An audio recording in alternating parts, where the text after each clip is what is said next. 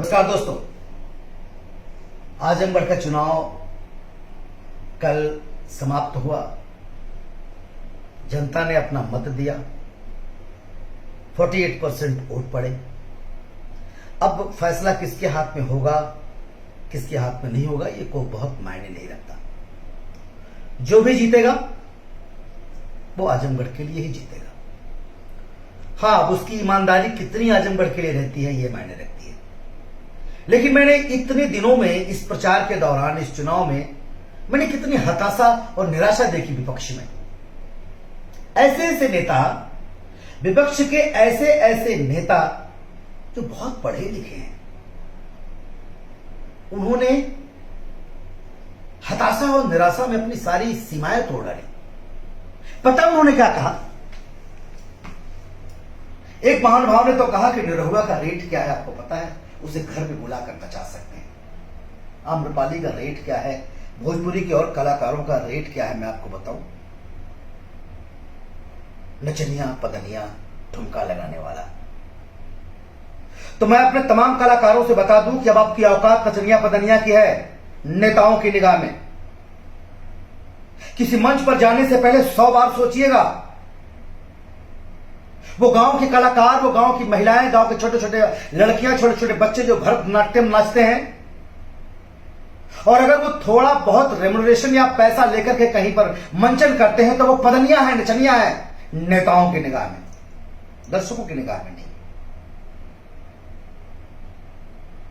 बच्चन साहब, आप नचनिया है, पदनिया है।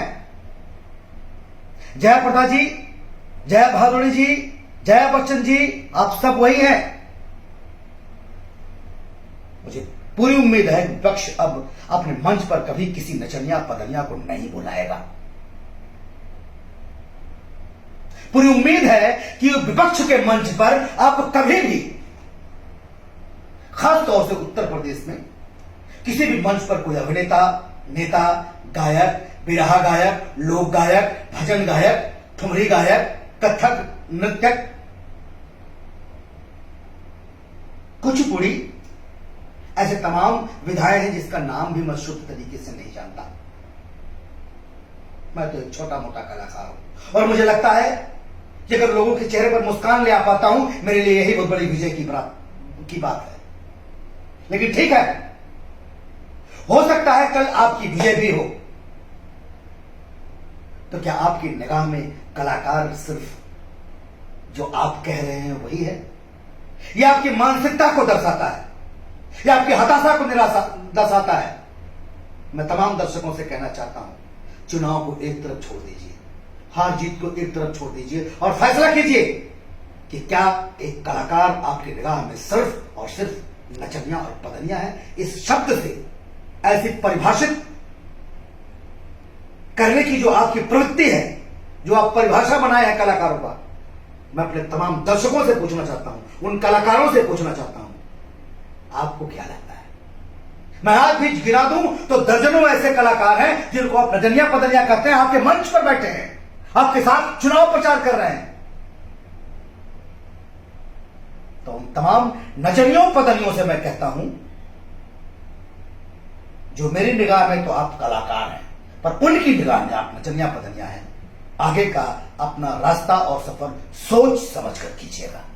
और आप नेताओं से भी कहना चाहता हूं कि थोड़ा स्टडी कर लीजिए, थोड़ा पढ़ लीजिए और वाणी पर संयम रखिए।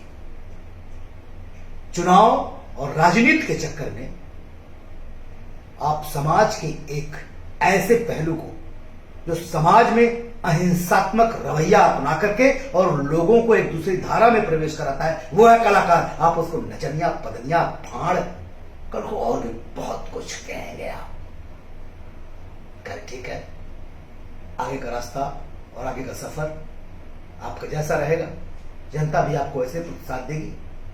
हम तो समझते हैं कि हम कलाकार हैं, और तमाम कलाकार बंधुओं की तरफ से, वो किसी भी विधा के हैं, मैं आपको नतमस्तक होकर प्रणाम करता हूं और कहता हूं कि मेरे इस वीडियो पर आप विचार कीजिएगा और जवाब दीजिएगा उन लोगों को जो आपको भाड़, नचनिया पदनिया कहते हैं। धन्यवाद।